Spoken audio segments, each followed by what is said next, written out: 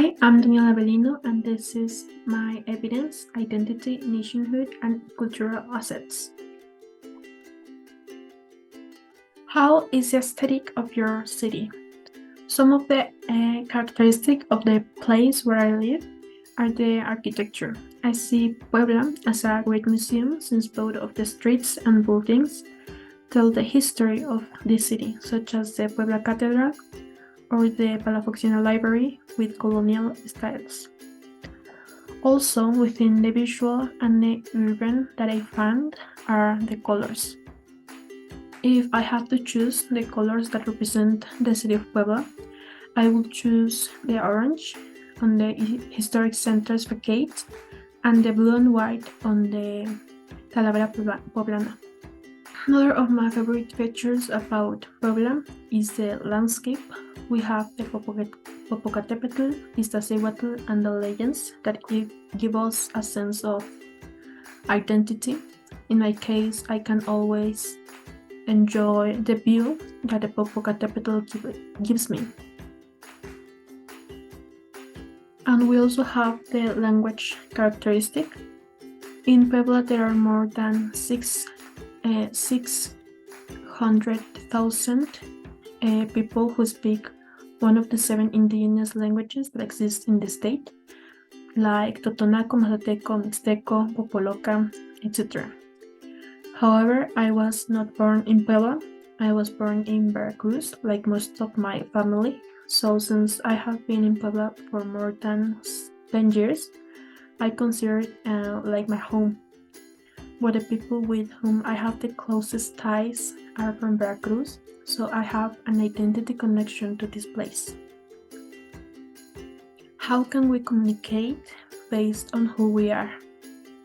I feel that we can communicate in many ways. First, of course, we have words. I feel that in Veracruz, people speak with great affection, and it is more effective than here in Puebla.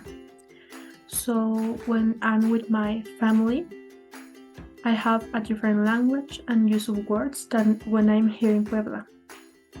Also, a way that we have in my family to communicate is food. Here I feel that the side of Veracruz wins because my family cooks a lot of water and it has always made me tastier. So in my family, through food, is like we express love. How do we show the different identities within the same nation? Well, I think it's very interesting how I can divide between being from Puebla or Veracruz or from any other state. It's something that differs between one and another. But when I define myself as Mexican, it's like if these 32 states suddenly came together. So I can only say that Mexico is the definition of diversity by having these different voices that not only come from states but can also be from smaller collectives or communities. And this led us to the next part. What is my conclusion about diversity and cultural identities in Mexico? The traditions and customs of Mexico are diverse, and I feel like it's something we are proud of about how our native heritage from each nation, each region has its own cultural practices and celebrations. But I also think that this characteristic of diversity also has a negative point, since Mexico cannot be represented in a single image, and this causes Puerto-Ricains to fall into prejudice and discrimination. For example,